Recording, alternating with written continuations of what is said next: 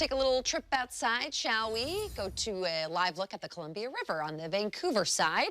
This is a view from our Maryhill Winery tasting room and bistro camera. A nice afternoon out there. Looks beautiful. Got the blue skies. Mark? Well, you know, the biggie is the fire smoke's gone, right? Yeah, I was going to say, it's nice to see the blue back. This is a view at Newport here. Not that there was ever that much smoke way out at Newport overhead, but pretty there. It's bright blue skies out of Seaside. Shallow and Seaside Cam shows it's right around 70 there. So beautiful summer afternoon along the coast. And there's that view Bonnie was just showing you, Maryhill Tasting Room and Bistro. So 86, and we hit 87 in Portland today. The good news is, here's a fire smoke forecast. This only shows, this one product here only shows ground level smoke. So not that much out there because we have a lot of small fires burning in most parts of the region. And you notice if we just go through the next 2 days, you don't see significant low-level smoke even in southern and eastern Oregon. So pretty clear air quality. Green is good, right? So we don't see anything significant coming up through the next few days. Part of the reason will be there'll be a bit of a cooling trend in the areas that are hot, like the Southern Valley, over into eastern Oregon. 95 in Madras today, 95 in Redmond. Notice it warmed up in the South Valley. I didn't expect it to get that warm at Eugene. 94, 92 at Salem. Just enough onshore flow, the low clouds this morning to keep Portland in the 80s today, 87 here. And the coastline really nice. And you see the really hot stuff up there in the Columbia Basin, right around 100 from Pendleton, Hermiston, and the Tri-Cities. We're in the probably the hottest part of summer right now, which is pretty typical, late July, early August.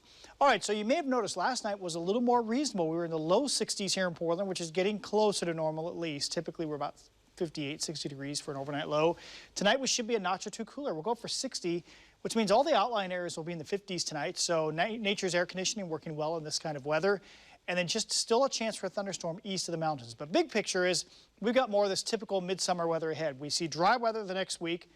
Then kind of a mixture of warm days and hot days. There are no cool, wet days for sure. Now, through Friday, we've got comfortable temperatures. Lots of clouds Thursday morning. Thursday is your day. If you say, okay, I like that June-type weather, gray through half the day, then it breaks up a little bit in the afternoon, and it's only below 8, only in the 70s, Thursday is your day. Then you're not going to be happy with what's ahead. We think we see our third heat wave ahead, this time just 3 days at or above 90 degrees. That'll be Saturday, Sunday, and Monday. Two biggies here that make it different than the other heat wave, other than the shorter duration. No 100-degree temps and much lower humidity. This should be more typical dry heat for us, like the dry air we have over us today.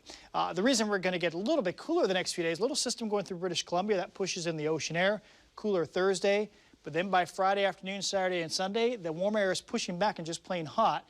And it'll just last a few days because then we see this system sitting offshore. It might push up against the coastline the middle of next week, which would knock the heat back again. So I don't think we have a long heat wave. As for cloud cover, only low clouds at Kelso and Longview tomorrow morning. I think it will be sunny here in Portland. So your Wednesday forecast, just like today, 86 degrees.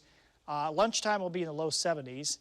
Comfortable again Thursday and Friday, and then it's hot. Bonnie, I think Saturday will be hot, Sunday, and also Monday.